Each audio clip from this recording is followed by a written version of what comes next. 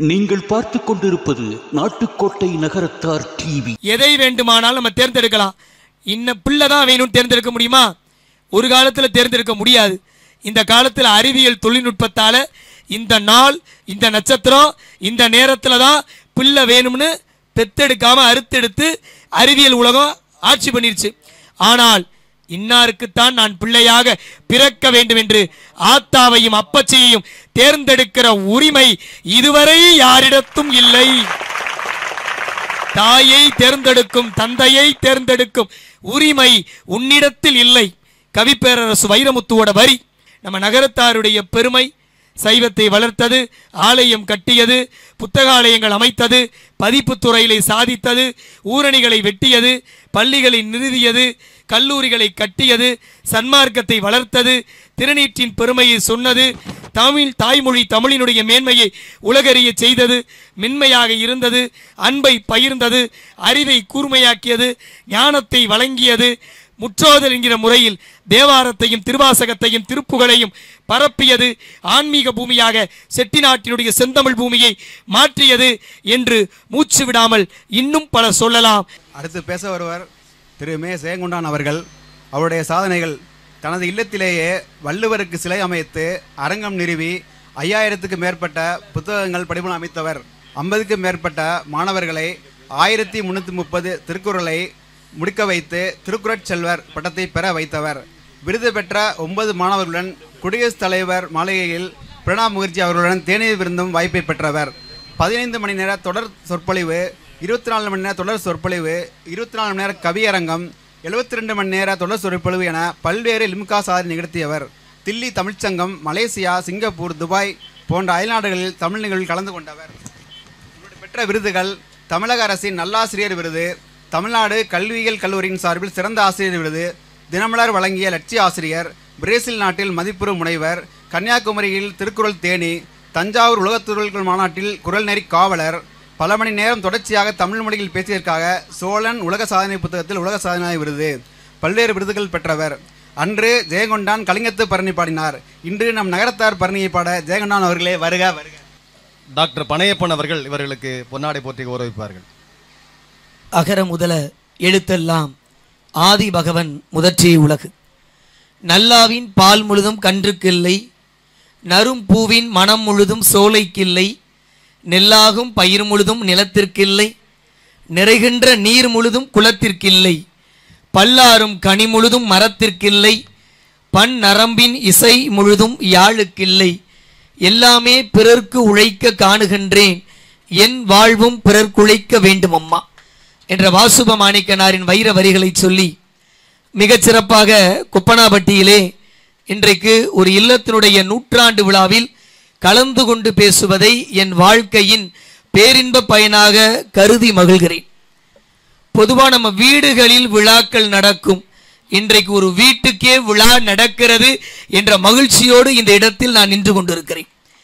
திருமண மண்டபங்களை பிடித்து விழா நடத்தாமல் நகரத்தார் வீடுகளிலேயே விழா எடுக்கலாம் என்கிற அளவு தெரு முழுக்க மிகப்பெரிய வீடுகளை கட்டி பாரம்பரியத்தோடு கட்டடக்கலையினுடைய உயர்ந்த நிலையை அடைந்த பெருமையோடும் மகிழ்ச்சியோடும் விழா நடத்தக்கூடியவர்கள் நாம். தொடக்க உரை நம்முடைய மரியாதைக்குரிய ஐயா பல முத்துக்கருப்பன் அவர்கள் நிகழ்த்தினாங்க. அன்பு தங்கை வேந்தன்பட்டியை சார்ந்த சொர்ண மீனா நிறைய செய்திகளை எல்லாம் தேர்ந்தெடுத்து சைவமும் நகரத்தாரும்னு நம்முடைய மகிபாலன் பட்டி கதிரேசன் செட்டியார் ஐயா அவர்களை நினைவுபடுத்தி மேலச்சொல்வருடைய செந்தமிழ் கல்லூரி பல நல்ல தகவல்களை எல்லாம் திரட்டி தங்கை பேசினால். அடுத்து மலர்விழி பழனியப்பன் ஆட்சி சொல்லவே வேணா, உள்ளூர் செய்திகளை நிறைய எடுத்து உறவுகளை எல்லாம் பேணி இந்த குடும்பத்தோடு அவர்கள் பழகிய பல விஷயங்களை எல்லாம் சொன்னார்கள். இப்படி ஒவ்வொருவரும் ஒவ்வொரு அடிப்படையில் பேசிவிட்டு அமர்ந்திருக்கிறார்கள். நிறைவாக என்னை அன்போடு அழைத்தார்கள். எனக்கும் புரியலை. ஒரு 3 மாதத்துக்கு முன்னாடியே அன்பிற்கினி அண்ணன் நாகப்பன் அவர்கள் அழைத்து இது மாதிரி நம்முடைய மூணாப்பானா மூணா மங்கள விலாசனுடைய 100ஆண்டு விழா குப்பனாபட்டியில் நடக்க இருக்குது. அன்னைக்கு மிலாடி நபி தான், நீங்கள் விடுமுறை எடுக்க வேண்டிய அவசியம் இல்லைன்னாங்க. ஆனாலும் விடுமுறை மாறிடுச்சு. நாளைக்கு தான் மிலாடி நபி, இன்னைக்கு பள்ளிக்கூடம் உண்டு. விடுமுறை எடுத்து இந்த விழாவில் கலந்துக்க நம்ம மகிழ்ச்சியோடு இன்றைக்கு இங்கு வந்திருக்கிறோம். ஒரு 100 விழா கண்ட அரங்கு. எப்படியோ இறைவன் திருவருளால் எல்லாத்துக்கும் ஒரு ஒற்றுமை இருக்கும். சரி, ஜெயங்கொண்டான் அழைக்கப்பட என்ன காரணமாக இருக்கும்? நாகப்பன் ஏதோ வீடியோ பார்த்துருக்காங்க, முத்துக்கருப்பண்ணன்ட்ட பேசியிருக்காங்க, குடும்பம்லாம் ஒன்றா சேர்ந்து நடத்துகிற விழாவில் அழைச்சிருக்காங்க நினச்சேன். இங்கே வந்த பிறகு தான் நான் வந்ததுக்கான ஒரு இணைப்பை நான் புரிந்து கொண்டேன். நம்ம ஐயா அவங்க ரொம்ப அழகா, செல்வம் ஐயாவா, அவங்க பேசும்போது 3 அப்பத்தாவும் நேமம் காளினாங்க. நான் நேமங்கோயில் ஜெயங்கொண்ட சோழீஸ்வரர். அப்பத்தா அருளாசியாலே உங்கள் மனசில் புகுந்து நேமங்கோயில் ஜெயங்கொண்ட சோழீஸ்வரர் அருளால் ஜெயங்கொண்டா நிற்கிறேன் அப்படின்னு நினைக்கிறேன். ஏன்னா ஆசியா கண்டம் உலகத்திலேயே மிகப்பெரிய கண்டம். ஆசியா கண்டத்தில் எத்தனையோ நாடுகள் இருந்தாலும் பக்தி துணை கண்டம் என்ற சிறப்பு பெற்ற ஒரே நாடு இந்தியா தான். இந்திய திருநாட்டில் எத்தனையோ இந்திய தாய்க்கு மாநில பிள்ளைகள் இருந்தாலும் நாடு என்ற சிறப்பிற்குரிய ஒரே மாநில பிள்ளை தமிழ்நாடு தான். வேற எந்த மாநில பிள்ளைக்கும் நாடு என்ற சிறப்பில்லை. தமிழ்நாட்டில் எத்தனை ஊர்கள் இருந்தாலும் 96 ஊர்களை உள்ளடக்கிய குட்டி நாடு. குட்டி நாடு என்றாலும் அறிவிலே கெட்டி நாடு. அதுதான் நம் செட்டி நாடு என்று சொல்லுகிற அளவு பேறு பெற்ற அற்புதமான செட்டிநாட்டு பகுதியில் இன்றைக்கு ஒரு 100 விழா காணுகிற வீட்டில் நம்ம பாரம்பரியத்தை பற்றி பேசுவதை நான் பெருமையாக கருதுகிறேன். உங்களுக்கு வயிறார உணவு தயாராக இருக்கிறது. செவியார நீங்கள் தமிழ் கேட்ட பிறகு அந்த உணவு பரிமாறப்படும். ரொம்ப அழகா எல்லாரும் பார்க்கிற அளவு நகரத்தாருடைய பெருமைகளை எல்லாம் பறைசாற்றி கொண்டிருக்கிற நாட்டுக்கோட்டை நகரத்தார் அலைவரிசை உங்களுக்கும் எங்களுடைய வாழ்த்துக்களையும் வணக்கங்களையும் நாங்கள் சொல்ல கடமைப்பட்டிருக்கிறோம். நிறைய பேசணும்னு இல்லை, அகலமாக பேசுவதை விட ஆழமாகவும் அடர்த்தியாகவும் பேசினால் அதுதான் சிறப்பிற்குரியது.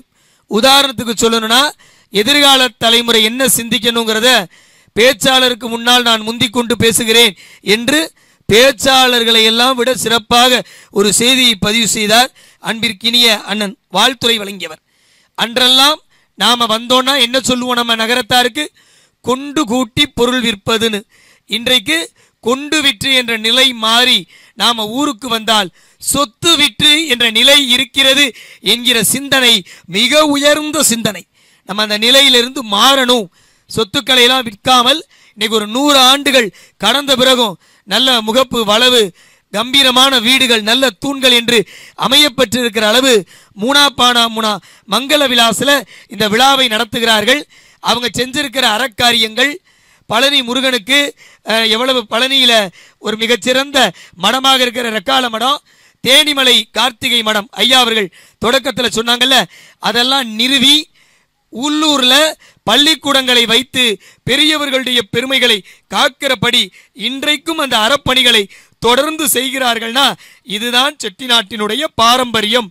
அறத்தை யாரெல்லாம் விடாமல் செய்கிறார்களோ அவர்களெல்லாம் மிகப்பெரிய நிலை அடைவார்கள். நகரத்தார்கள் ஏன் சிறப்பிற்குரியவர்கள்னு கேட்டப்ப நான் ஒற்றை வரியில பதில் சொன்னேன். நகரத்தார்கள் மென்மையானவர்கள், அதனால் அவர்கள் மேன்மையானவர்கள் என்று சொன்னேன்.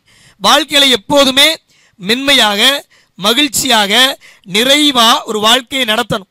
அது நம்ம நகரத்தார் பெருமக்கள் இன்றைக்கு வரைக்கும் பண்பாடு மாறாமல் உணவு கலாச்சாரம் விருந்தோம்பலா இருந்தாலும் சரி, கட்டடங்களை கட்டி பிரம்மாண்டமாக இருக்கக்கூடிய நிலையா இருந்தாலும் சரி. நான் காரைக்குடியில் இருந்து வருகிறேன், மனநிறைவோடு சொல்லுகிறேன். இன்றைக்கு காரைக்குடி பகுதியில் படித்துவிட்டு பல பேர் பச்சை கையெழுத்து போடுகிறார்கள் என்று சொன்னால் அது வள்ளல் அழகப்பர் தந்த கல்வி பிச்சை என்பதை மறந்துவிட முடியாது. காரைக்குடி கண்டெடுத்த கல்வி காமதேனும். அப்படி நாம செஞ்சிருக்கிற பாரம்பரியத்தினுடைய வெற்றி அறம் சார்ந்தவர்களாக நகரத்தார்கள் இன்றைக்கு வரை தங்களுடைய பணிகளை தொடர்ந்து செய்கிறார்கள். அதனால தான் நம்ம நிலைச்சு நிற்கிறோம். கல்விக்கு செய்கிற பணி, ஆலயத்திற்கு செய்கிற பணி, சைவம் வளர்த்த பணி, மனநிறைவோடும் மகிழ்ச்சியோடும் தான் இருக்கிற ஊரு நல்லா இருக்கணும், சிறப்பா இருக்கணும் என்ற எண்ணம் படைத்தவர்களாக நாம இருக்கிறோம். இந்த பண்பாடு தான் இந்த ஆரம்ப காலத்திலிருந்து இன்றைக்கு வரைக்கும் இடைவிடாமல் நாம செய்கிற இந்த பணி தான் நம்மை நிலைத்து நிற்க வைக்கிறது. அடுத்து குலதெய்வ வழிபாடு நிறைய சொன்னாங்க. செங்கிடாய் கருப்பர் என்று உங்களுடைய குலதெய்வ வழிபாடெல்லாம் சொன்னாங்க. இதைத்தான் வள்ளுவன் சொல்லுகிறான். தென்புலத்தார் தெய்வம் விருந்து ஒக்கள் தான் என்றாங்கு ஐம்புலத்தாறு ஓம்பல் தலை. தென்புலத்தார்னா முன்னோர்கள், முன்னோர்களுடைய வழிபாடு, குலதெய்வத்தினுடைய வழிபாடு, சுற்றத்தார்கள், நண்பர்கள், நாம என்று எல்லோரும் ஒருமித்து வாழக்கூடிய வாழ்க்கை தான் உயர்ந்த வாழ்க்கை. இந்த பாரம்பரிய வாழ்க்கையை அன்றிலிருந்து இன்று வரை வெளி ஊர்களுக்கு சென்றாலும் வெளிநாடுகளுக்கு சென்றாலும் செல்லுகிற இடமெல்லாம் கோயிலை எழுப்பி தான தர்மங்களை செய்து தமிழ் மொழியினுடைய உயர்வை காக்கக்கூடியவர்களாக நகரத்தார் இருக்கிறோம். இது மிகப்பெரிய சிறப்பு. அதான் நம்ம பாரம்பரியத்தில் மொழிப்பணி, ஆலயப்பணி எல்லாவற்றையும் இடைவிடாமல் செய்கிறோம். கல்வினா உயர்வு, கற்க கசடர கற்பவை கற்றபின் நிற்க அதற்கு தக. கற்க வேண்டியவற்றை குற்றமில்லாமல் கற்கணும். கற்ற பிறகு அப்படியே அதை விட்டுடாம அது என்ன சொல்லி இருக்கிறோ அதுபடி வாழ்க்கையில நடக்கணும் என்று வள்ளுவன் சொன்னான். வள்ளுவன் சொன்ன பேரிலக்கியத்திற்கு இலக்கணமாக கற்றபடி தங்கள் வாழ்க்கையில் நின்ற பெருமக்கள்னா அது நகரத்தார் பெருமக்கள் என்பதை பெருமையோடு சொல்லிக் கொள்கிறேன். செட்டிநாடு என்றாலே சிக்கனம் என்பார்கள். தயவு செய்து கை தட்டலிலே உங்கள் சிக்கனத்தை காட்ட வேண்டாம், தாராளமாக தட்டுங்கள், மகிழுங்கள். நல்ல விஷயம். 100 வருஷம் கடந்து அந்த விழாவை எடுக்கணும். எப்படி நமக்கு 60ஆம் கல்யாணம், 70 பீமரத சாந்தி, 80 சதாபிஷேகம், 90 கனகாபிஷேகம், மகாபிஷேகம் என்று செய்து கொள்வோமோ அதுபோல தங்களுடைய வீட்டுக்கு, தங்களுக்கு அடையாளமாக இருந்த வீட்டுக்கு அவர்கள் பெருமை சேர்க்கிற விதமாக இந்த குடும்பத்தார்கள் 100ஆண்டு விழாவை எடுத்திருப்பது எல்லோருக்கும் ஒரு முன்மாதிரியான விழா. அந்த குடும்பத்தாரை நான் நெஞ்சம் நிறைய பாராட்டி மகிழ்கிறேன். பெரிய விஷயம். பிறந்த நாள் கொண்டாடுற மாதிரி தான். கோயிலுக்கு 12 ஆண்டுக்கு ஒரு முறை கும்பாபிஷேகம், ஆண்டுக்கு ஒரு முறை வருஷாபிஷேகம் செய்கிற மாதிரி தான் 100 ஆண்டு கம்பீரமாக இருந்து பல ஊர்களுக்கு நம்ம போயிருந்தாலும் நம்ம ஊரு நம்ம வீடு என்ற விலாசத்தோடு விசாலமாக இருக்கக்கூடிய பாரம்பரியத்தை அவர்கள் கட்டி காத்திருக்கிறார்கள். அழகா முருகப்பெருமானை வழிபடுகிற ராஜ அலங்காரத்தில் கம்பீரமாக இருக்கார். அழைப்பு இதில் பார்க்கும்போதே அட்டகாசமாக இருக்கு. முதல்ல பிள்ளையார் சுழி, அடுத்து சைவ மேன்மை, எல்லாம் சிவமயம், அடுத்து இல்லத்தினுடைய 100ஆண்டு விழா, மூணா மூணா மங்கள விலாஸ். ராஜ அலங்காரத்திலே கம்பீரமாக கந்தாவா, கட்டி கரும்பேவா, ஈசருக்கு மைந்தாவா, மாலின் மருகாவா, நொந்தார் தன் துன்பம் தவிர்க்கும் சுகவடிவே வாவாவா, இன்பம் தந்தார்க்கு என்னிட என்று முத்தமிழ் கடவுள் முருகப்பெருமான் கம்பீரமா இருக்கார். கண்டனூர் அரசியையா தான் பாடுவார். காலை தொழுதாலும் கந்தா உன் கையிருக்கும் வேலை தொழுதாலும் வேல் கழுவி கால் வழியும் பாலை தொழுதாலும் பாய்ந்து வரும் மயிலின் வாளை தொழுதாலும் வாழ்வு.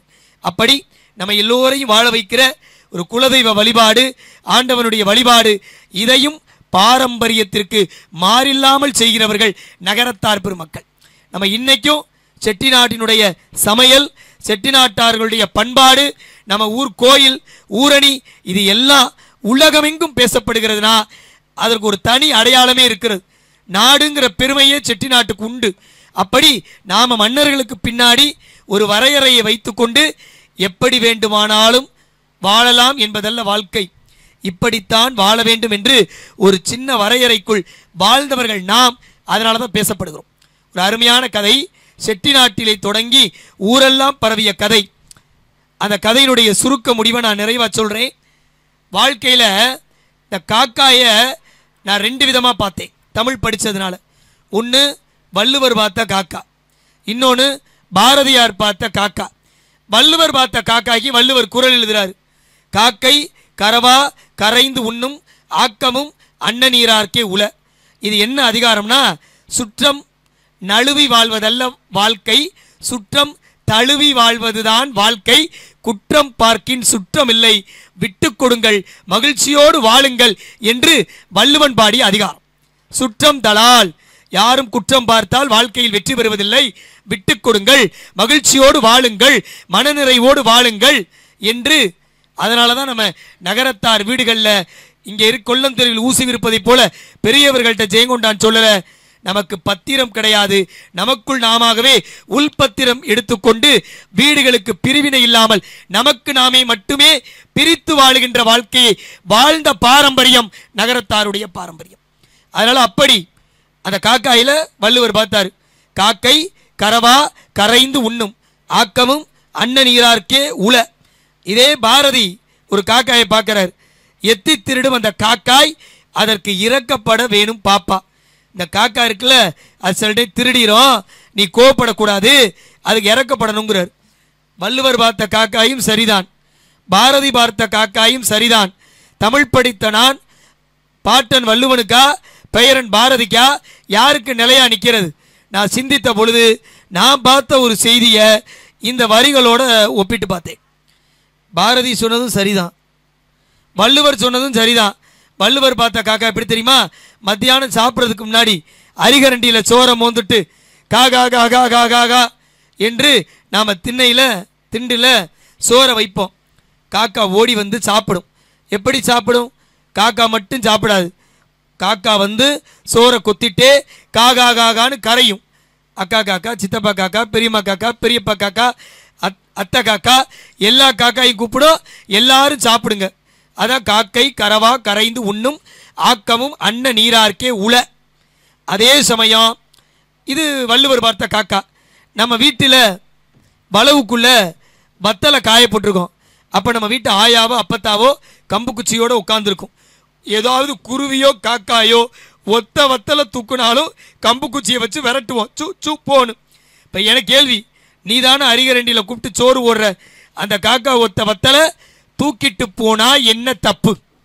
நீனே அரிகரண்டியில் மோந்து மோந்து காகா கா கா கா என்று சோறு வைக்கிற மனம் இருக்கிற நீ ஒத்த வத்தலை தூக்குனா என்ன தப்பு என்று சிந்தித்தேன்.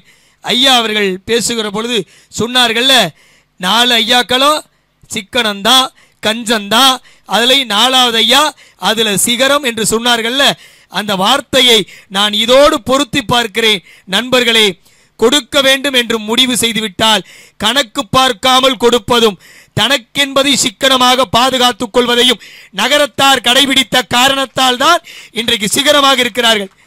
தன்னுடைய சிக்கனத்தால 4-5 நாள் கட்டிய வேட்டியை கட்டியவர் தான், அந்த குடும்பம் தான் ரெக்கார்டை மடத்தை கட்டி கொடுத்திருக்கிறது என்பதை மறந்து விடாதீர்கள். இந்த ஊரில் பள்ளிக்கூடத்தை கட்டி கொடுத்திருக்கிறார்கள் என்பதை மறந்து விடாதீர்கள். அப்ப தனக்கு என்ன என்பதை கடந்து செய்யணுங்கிற மனசு வந்துட்டா கணக்கு பார்க்காம செய்யணும். தனக்குன்னு தொழிலா வந்துட்டா ஒத்த ரூபாயினாலும் ஏமாந்து கொடுக்க கூடாது. இந்த பாரம்பரியமும் இந்த பண்பாடும் இந்த கலாச்சாரமும் இருந்ததால் தான் செட்டி நாட்டினுடைய பாரம்பரியம் உலகமே பேசுகிற பாரம்பரியமாக இருந்து வருகிறது. கொடுக்கணும்னு முடிவுபட்ட கணக்கில்லை. சரி, இப்போ பாரதிக்கு வருவோம். பாரதி அந்த வளவுக்குள்ள காக்கா தூக்கிட்டு போன வத்தலை பார்த்தா எத்தி திருடும் அந்த காக்காய் அதற்கு இறக்கப்பட வேணும் பாப்பா அப்படின்னு பாடுற. வள்ளுவன் பார்த்த காக்காயும் பார்த்துட்டோம், பாரதி பார்த்த காக்காயும் பார்த்துட்டோம். பாரதி வளவுக்குள்ள வத்தலை தூக்கின காக்காயை பார்த்திருக்காரு. திருவள்ளுவர் அரிகரண்டியில் சோறு வைக்கும்போது திண்ணையில் வந்து தின்ன காக்காயை பார்த்திருக்காரு. வள்ளுவனும் தவறில்லை, பாரதியும் தவறில்லை. இது தமிழாசிரியரா எனக்கு திருப்தி. ஆனால் இதையும் தாண்டி ஏதோ ஒரு செய்தி இருக்கு. அது என்ன? ஆழமாக யோசிச்சு பார்த்தேன். அப்பதான் இன்னொரு நம்ம செட்டியார்கள் நகரத்தார் பெருமக்கள் கடைபிடிக்கிற ஒரு பண்பாடை நான் அதிலே பார்த்து வியந்து போனேன். அது என்ன செய்தி தெரியுமா? இந்த காக்கா சோறு என்ன பண்ணும்? திங்குதா? எல்லா காக்காயும் கூப்பிட்டு திங்குதா? வத்தலை காலில் வச்சு கொண்டுட்டு போன காக்காயை பாருங்க, யாருக்குமே கொடுக்காம வத்தலை தானா வச்சு திங்கும். இது என்ன அதிசயம்? நான் யோசித்து பார்த்தேன். நாம கூப்பிட்டு போட்ட சோறு புண்ணியம், வத்தலை திருடி எடுத்துட்டு போனா அது பாவம். புண்ணியத்தில் பங்கு கொடுக்கலாம், பாவத்தில் பங்கு கொடுக்க கூடாது என்பது காக்காய்களுக்கு தெரிந்திருக்கிறது. அதான் பண்பாடு. நம்ம போட்ட சோறு புண்ணியமா, பங்கு கொடுக்கலாம். தூக்கிட்டு போன வத்த பாவமா, அதுல பங்கு கொடுக்க கூடாதாம். இன்றைக்கு வரைக்கும் நகரத்தார் பெருமக்கள் நல்லதையும் அறத்தையும் செய்கிற பொழுது எல்லோரையும் சாரும் என்று சொல்லி இருக்கிறார்கள். ஏதாவது தீமை நேர்ந்தால் அது என்னை மட்டும் சாரும் என்று ஏற்றுக்கொண்ட பண்புடையவர்களாக இருந்ததால் தான் நகரத்தார் பெருமக்கள் உலகம் போற்றுகிற அளவு இன்னைக்கும் பேசப்படுறாங்க. இதுதான் நகரத்தாருடைய மிகப்பெரிய பாரம்பரியம். சிக்கனமாக வாழ்ந்தது, அன்பு. சொன்னாங்களே சைவ சமயம், சைவத்தூர் மேற்சமயம் வேறில்லை, அதில் சார் சிவமாம் தெய்வத்தூர் மேற் தெய்வம் இல்லனும் நான்மறை செம்பொருள் வாய்மை வைத்த சீர்திரு தேவாரமும் திருவாசகமும் உய்வை பெறச் செய்த நால்வர் பொற்றால் எம் உயிர் துணையே. சைவ எல்லப்ப நாவலர் பாடுகிற வரி. சைவத்தினுடைய மேன்மைனா இந்த ஒரு பாடல் அதற்கு நிற்கும். அழகா தங்க பேசுறப்ப சொன்னால நமக்கெல்லாம் நிறைய பெருமை இருக்கு, நான் சைவம்னு பேசுறேன், அதுல எவ்வளவு அழகா நம்ம செட்டியாருடைய பெருமையை கண்ணதாசன் கவிதையோட நான் நிறைவு செய்கிறேன்னு சிந்துவெளி புகழ்காத்துன்னு அந்த திருநீரை அழிந்து அப்பச்சிமார்கள்லாம் சைவத்தின் பழுத்த பழமா இருக்கும்போது இதை நல்லா கவனிங்க, அவங்க தலைப்பா. அதனால அழகா தங்க நேர்த்தியா சொன்னா. அது மாதிரி திருநீர் அள்ளி ஆணவம் கண்மம் மாயை 3 அரக்க குணங்களும் இருக்கக்கூடாது அப்படின்னு இறைவனை வேண்டிட்டு சிவாய நம நமச்சிவாயனு இடமிருந்து வளமா 3 பட்டையாக பூசக்கூடிய வழக்கமும் பண்பாடும் பாரம்பரியமும் நகரத்தாரினுடைய மிகச்சிறந்த பாரம்பரியம். அதனாலதான் உபதேசம் கேட்க போற காலகட்டத்தில் கூட நாம போய் பெண்களுக்கு துலாவுலையும் ஆண்களுக்கு பாதரக்குடியிலையும் உபதேசம் கேட்கிற காலத்திலும் திருநீர்களை அள்ளி நெற்றி நிறைய எல்லா இடங்கள்லையும் பூசிக்கொண்டு ஆண்டவனை வழிபடுகிறோம். அந்த வழிபாடுங்கிறது ரொம்ப ரொம்ப முக்கியம். வாழ்க்கையில் நம்ம பொண்ணு பார்க்கலாம் ஒரு வார்த்தை நகரத்தார் பாரம்பரியத்துக்கு இது ஒரு மிகப்பெரிய அழகு. வட்டார வழக்கு சொல். நம்மளை சொல்லும் போதே சொல்லுவாங்க, தட்டுக்கு நம்ம ஊரில் என்ன பேருனா வட்டின்னு பேர். வட்டியில் சாப்பிடு, ஏன்னா நம்ம குலத்தொழில் வட்டி. அதனால அசல் போட்டு வட்டி தொழில் செய்கிறவர்கள் வட்டியிலேயே சாப்பிட வேண்டுமே தவிர அசலை எடுத்து விடாமல் கவனமாக இருக்க வேண்டும் என்பதை கூட அழகான சொல்லாடலில் கையாண்ட பெருமை நகரத்தார் பெருமக்களுக்கு உண்டு. செட்டியாருடைய சொல் ஒவ்வொன்றும் அவ்வளவு அழகாக இருக்கும். பட்டு கிடப்ப அப்பத்தா திட்டும் போது பார்த்தீங்கன்னா, ஆயா திட்டும் போது பார்த்தீங்கன்னா பட்டு கிடப்ப திட்டும் போது கூட பட்டு மெத்தையிலே கிடைக்கிற பேரம் பிள்ளைகளை பார்த்து மகிழ்ந்த பாரம்பரியம். இந்த வார்த்தை நான் ஏன் சொல்றேன்னா, நாம அழுத்தமாக இருக்கிற வேண்டிய விஷயத்தில் அழுத்தமா இருந்தாலும் எவ்வளவு மென்மையாக நல்ல வார்த்தைகளை இனிய உளவாக இன்னாத கூறல் கனி இருப்ப காய் கவர்ந்தட்டுன்னு இனிய சொற்களை பேசணும், கடுஞ்சொற்களை தவிர்க்கணும். இதைத்தான் நம்ம முன்னோர்கள் நமக்கு சொல்லி தந்தார்கள். சைவத்தினுடைய மிகப்பெருமை மேன்மைன்னு தங்கச்சி முடிக்கையில சொன்னா, காரைக்கால் அம்மையார் நமக்கு அம்மாவாகலையா? பிறவாமை வேண்டும். நம்ம போறாங்க கைலாய மலைக்கு மேல போறாங்க. பிறவாமை வேண்டும் என் பிழையாலே மீண்டும் இம்மண்ணுலகில் பிறந்து விட்டால் ஈசா உன்னை மறவாமை வேண்டும். நம்ம கேட்டதே அதான். ஈசா சிவனே ஒன்னுனா மறக்காத ஒரு பண்பாடு எனக்கு வேணும், அது ஒன்று போதும்னு அந்த அம்மா கேட்டுச்சு. பிறக்கவே கூடாது. ஒருவேளை பிறவி இருந்தா உன்னை மறக்காம இருக்கணும். அவர் என்ன சொன்னாராம்? நம்மை பேணும் அம்மைகான் என்று புனிதவாதி ஆட்சியை சொன்னார். அதே மாதிரி மருதவாணன் திருவற்றியூர் திருத்தலம் பட்டினத்தாருடைய வரலாற்றிலே அவர் தந்தையானார். எனக்கு என்ன பெருமையா நான் சொல்லிக்கிறேன்னா, நம்ம செட்டியார்களுடைய பாரம்பரியத்தை பற்றி நகரத்தார் பெருமக்களுடைய உயர்ந்த பாரம்பரியத்தையும் பண்பாட்டையும் கலாச்சாரத்தையும் பேசுகிற பொழுது நான் சொல்ல விரும்புகிற விஷயம், சில விஷயங்களை மட்டும் யாராலையும் தேர்ந்தெடுக்க முடியாது. எனக்கு பிடிக்கிற உடை வேணும், நான் தேர்ந்தெடுத்துடலாம். எனக்கு பிடிக்கிற நகை வேணும், நான் தேர்ந்தெடுத்துடலாம். காசு இருந்தால் 6 பவுன், காசு இல்லைன்னா 1/2 பவுன். ஆக எதை வேண்டுமானாலும் நம்ம தேர்ந்தெடுக்கலாம். இன்னும் பிள்ளை தான் வேணும்னு தேர்ந்தெடுக்க முடியுமா? ஒரு காலத்தில் தேர்ந்தெடுக்க முடியாது. இந்த காலத்தில் அறிவியல் தொழில்நுட்பத்தால் இந்த நாள், இந்த நட்சத்திரம், இந்த நேரத்தில் தான் பிள்ளை வேணும்னு பெத்தெடுக்காம அறுத்தெடுத்து அறிவியல் உலகம் ஆட்சி பண்ணிருச்சு. ஆனால் இன்னாருக்குத்தான் நான் பிள்ளையாக பிறக்க வேண்டும் என்று ஆத்தாவையும் அப்பச்சியையும் தேர்ந்தெடுக்கிற உரிமை இதுவரை யாரிடத்தும் இல்லை. தாயை தேர்ந்தெடுக்கும் தந்தையை தேர்ந்தெடுக்கும் உரிமை உன்னிடத்தில் இல்லை. கவிப்பேரரசு வைரமுத்துவோட வரி அதுதான் உண்மை. ஆனால் நண்பர்களே, நான் அடக்கத்தோடு ஆனால் பெருமையோடு சொல்லுகிறேன், தாயையும் தந்தையும் தேர்ந்தெடுக்கிற உரிமை இல்லை என்பதை மாற்றி ஆதியும் அந்தமும் இல்லா அருட்பெரும் ஜோதியை யாம்பாட கேட்டேயோ மாதோ வளருதியோ வன்செவியோ நின் செவிதான் மாதேவன் வார்கடல்கள் வாழ்த்திய வாழ்த்தொழிவோய் வீதிவாய் கேட்டலுமே விம்மி விம்மி மெய்மறந்து போதார் அமளியின் மேல் புரண்டு இங்கன் ஏதேனும் ஆகால் கிடந்தால் என்னே என்னே ஈதே என் தோழி பரிசேலோர் எம்பாவா என்று மணிவாசகப் பெருமான் பாடினாரே. ஆதியும் அந்தமும் இல்லாத தாயுமிலி தந்தையுமிலி என்ற சிவபெருமான் எம்பெருமானுக்கே தாயையும் தந்தையையும் கொடுத்த குலம் நகரத்தார் குலம் என்பதை பெருமையோடு மகிழ்ச்சியோடு மனநிறைவோடு பகிர்கிறேன். இதுதான் நம்ம பாரம்பரியத்திற்கு கிடைத்திருக்கிற வெற்றி. இதுதான் நம்முடைய பண்பாடு அடைந்திருக்கிற உச்சம். வாழ்க்கையில எதையுமே ரசிக்கணும். நம்ம நகரத்தார் பெருமக்கள் அன்னைக்கு நம்ம ஆயாக்களும் அப்பத்தாக்களும் ஐயாக்களும் சொன்ன கதைகள் இருக்குல்ல, அதுக்கெல்லாம் இன்னைக்கு போட்டி வைக்கிறாங்க. அந்த போட்டிக்கு பெயர் என்ன தெரியுமா? பிள்ளைகளுக்கு பேச்சு போட்டி, கற்ற போட்டி நடத்துற மாதிரி பெட்ரூம் ஸ்டோரிஸ் அப்படின்னு ஒரு போட்டி வச்சு பிள்ளைங்க சொல்லுது. ஆனால் அன்றைக்கு நான் சொக்கனந்தல்ல, எங்க ஆயா வீட்டில் படித்த கதைகள் தான் இன்றைக்கு நான் ஒரு பெரிய சிந்தனையோடு பேசுகிற பேச்சாளனாக உயர்வதற்கு காரணமாக இருந்த விதை என் ஆயா போட்ட விதை. அவங்க சொல்லி கொடுத்த தாலாட்டு, அவங்க சொல்லி கொடுத்த கதை, அதெல்லாம் கற்றுக்கணும். ஆனால் இன்னைக்கு இருக்க பசங்க ரொம்ப குறும்புக்காரத்தனமாக இருப்பாங்க.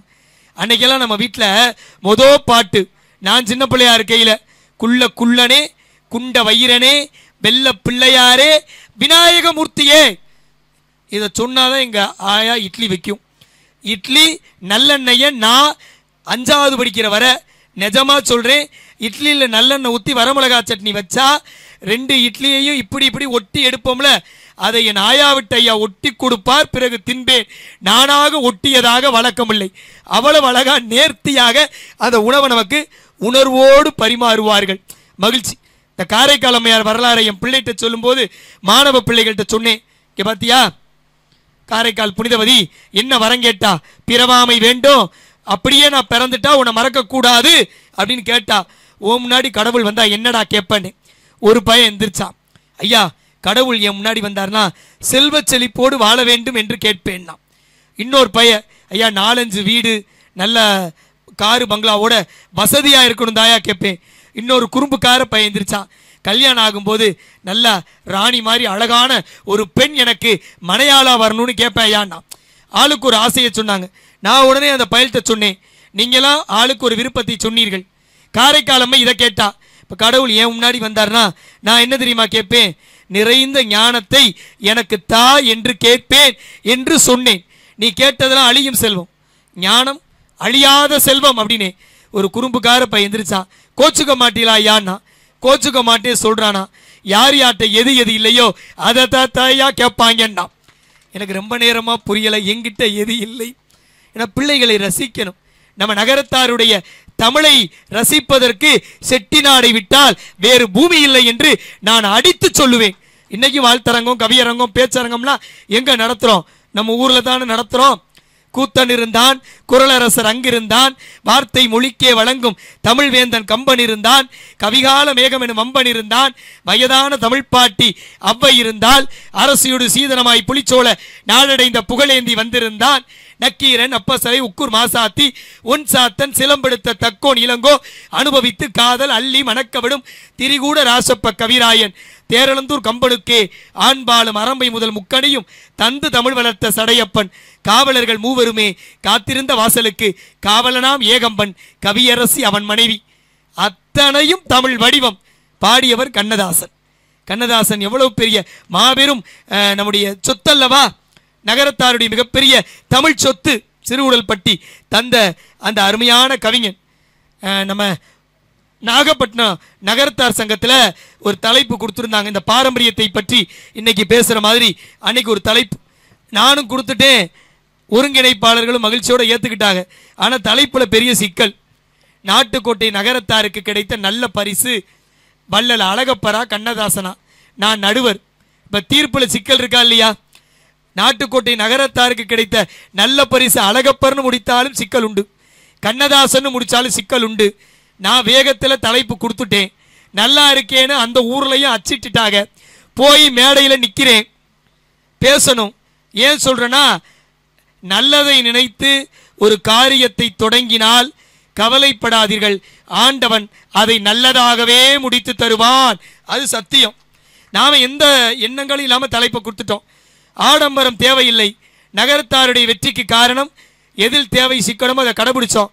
ஆடம்பரம் இல்லாத வாழ்க்கையை வாழ்ந்தோம். எவ்வளவுதான் வாழ்க்கையில் உயர்ந்தாலும் அந்த பணிவு மாறாமல் இருந்தோம். திருக்கோஷ்டியூர் திருத்தலத்தில் உபதேசம் பண்ண இடத்துல குனிந்து போகிற வழக்கத்திற்கு முன்னதாகவே 18ஆம் நூற்றாண்டில் செட்டிநாட்டினுடைய கட்டடக்கலை தோன்றுகிற சமயத்தில் முதலாக அறைகளுக்குள் குனிந்து போகிற பணிவை கற்றுத்தந்த பெருமை யாருக்குண்டு? நகரத்தார் பெருமக்களுக்கு உண்டு. அதனால அப்படி வாழ்ந்து சிறந்தவர்கள். இப்ப தீர்ப்பு சொல்லணும். தமிழன்னை எனக்கு துணைக்கு வந்தா நான் தீர்ப்பு சொல்லுகிற பொழுது முடித்தேன். நாட்டுக்கோட்டை நகரத்தாருக்கு கிடைத்த நல்ல பரிசு அழகப்பரா கண்ணதாசனா என்பது கேள்வி. என்னுடைய தீர்ப்பாக இதை சொல்லி முடிக்கிறேன். நாட்டுக்கோட்டை நகரத்தாருக்கு கிடைத்த கவிதை பரிசு கண்ணதாசன், கல்வி பரிசு வள்ளல் அழகப்பர் என்று அன்றைக்கு அந்த நிகழ்ச்சியை நிறைவு செய்தோம். ஆக இப்படி நம்முடைய பாரம்பரியம் என்பது அடுத்தவர்களை காயப்படுத்தாத, அவர்கள் இதயத்தை மென்மைப்படுத்துகிற ஒன்று. நிறைந்த மனதோடு வாழ்கிறவர்கள், மனதார வாழ்த்துகிறவர்கள். நம்ம அப்பத்தாக்களும் ஆயாக்களும் அப்படித்தான் வாழ்ந்தார்கள். ஐயாக்கள் அதைத்தான் நமக்கு சொல்லி தந்தார்கள். இன்னைக்கு நான் பெருமையோடு சொல்லுகிறேன், ஒரு எம்எஸ்சி மேக்ஸ் முடித்தவர்களால் போட முடியாத கணக்கை கூட திண்ணையில் உட்கார்ந்தபடி போட்டு காட்டிய பெருமைக்குரிய நிகழ்கால ராமானுஜம் யார்னா செட்டியார் பெருமக்கள் தான். அவ்வளவு அழகாக கணக்கு, அவங்க சொன்ன மனக்கணக்கு, வாய்ப்பாடெல்லாம் எப்படி படிக்கணும் அவங்க சொல்லி கொடுத்த முறை.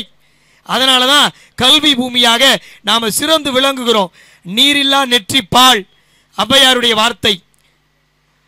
ஊர்ல கோயில் இல்லா ஊரில் குடியிருக்க வேண்டாம் பாரதியாருடைய வார்த்தை.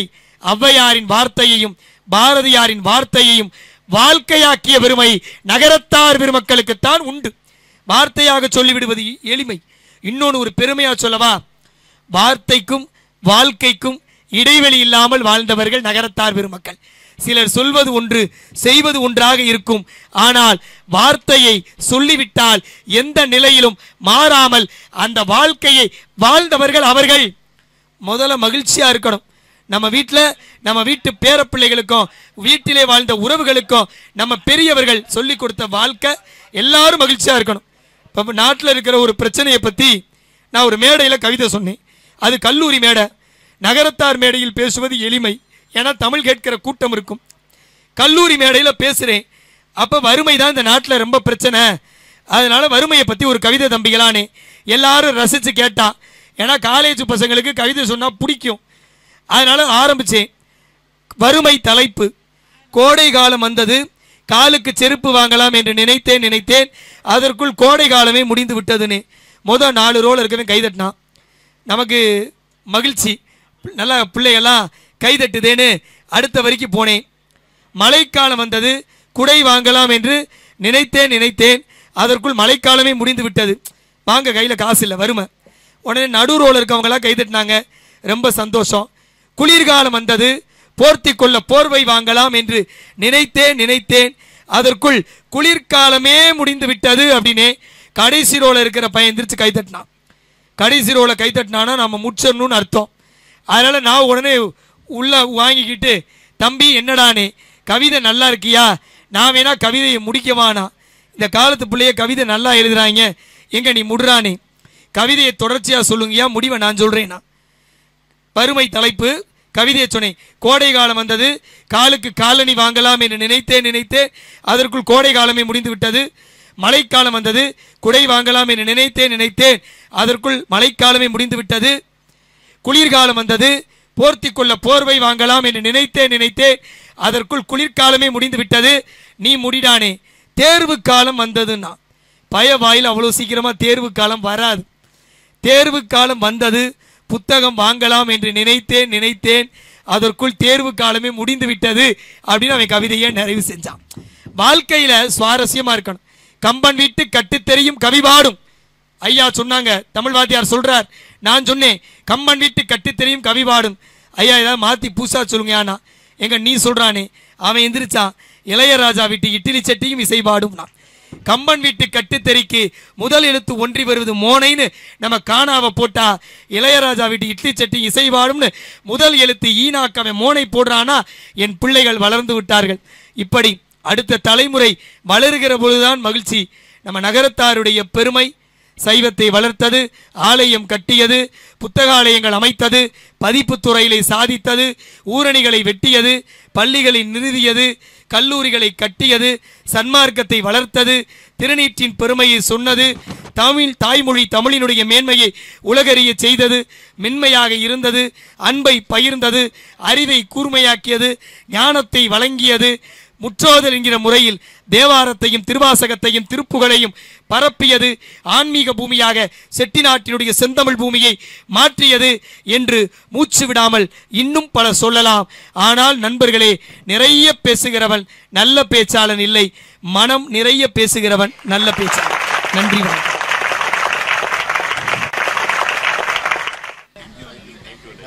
முறையாக நன்றி அறிவிப்பு டாக்டர் பனையப்பன். இவர் ஒரு லேப்ராஸ்கோபிக் சர்ஜன், மிகச்சிறந்த லேப்ராஸ்கோபிக் சர்ஜன். வேறு ஏதாவது நீங்கள் சிறப்பாக உங்களுக்கு இருக்குது அப்படின்னா இது ஒன்றே எனக்கு போதும் அப்படின்னாங்க.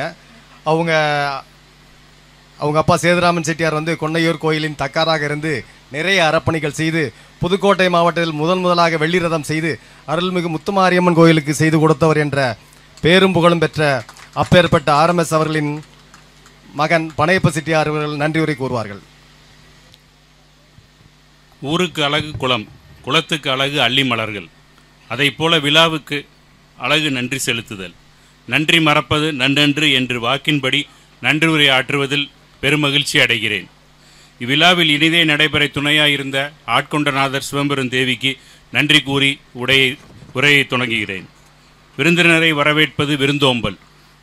அவ்வித அனைவரையும் வரவேற்று வரப்புரையாற்றிய திரு நாராயணன் அண்ணன் அவர்களுக்கு என் மனமார்ந்த நன்றியை தெரிவித்துக் கொள்கிறேன். முத்தாக சொற்களால் சொல்மலை அணிவித்த திரு முத்தண்ணன் அவர்களுக்கு நன்றி கூறுவதில் அகம் மகிழ்கிறேன். சிறப்பு உரை ஆற்றிய ரத்தோ பழனியப்பன் அண்ணன், RMS செல்வன் அண்ணன் அவர்களுக்கு நன்றியை தெரிவித்துக் கொள்கிறேன். மலரும் மனமும் ஒன்றாக ஒன்று பிணைந்திருப்பது போல இருக்கும் சைவம் நகரமும் பற்றி உரையாடிய செல்வி சொர்ணமீனா அவர்களுக்கு நன்றி கூறுவதில் ஆனந்தம் அடைகிறேன். சொற்களால் தமிழோசை, அரங்கு எழுப்பியது கரகோசை. வரமாக கிடைத்த வாழ்க்கையை பற்றி நகைச்சுவையாய் பேசிய திருமதி மலர்விழி பழனியப்பன் அவர்களுக்கு நன்றி கூறுவதில் மகிழ்ச்சி அடைகிறேன். 3 அடியில் உலகை ஆழ்ந்தார் வாமனர், 1.25 அடியில் ஆள்கிறார் வள்ளுவர். வள்ளுவர் காட்டிய வழியே உலகமெங்கும் பரப்பச் செய்த திருக்குறள் தேனி நல்லாசிரியர் திரு ஜெயங்கொண்டான் அவர்கள் நகரத்தாரின் பாரம்பரியம் பற்றி பெருமைப்பட பேசிய அவர்களுக்கு நன்றி கூறுவதில் பெருமைப்படுகிறேன். மங்கள விலாஸ் 100ஆண்டு விழாவுக்கு வருகை தந்த அனைத்து நல் உள்ளங்களுக்கும் நன்றி கூறுவதில் அளவில்லா ஆனந்தம் அடைகிறேன். இவ்விழாவில் உதவியாயிருந்த AL பழனியப்பன் அவர்களுக்கு நகரத்தார் தொலைக்காட்சியும் மேலும் இனிதே நடைபெற உதவியாயிருந்த அனைவருக்கும் நன்றி கூறி விடைபெறுகிறேன். நன்றி, வணக்கம்.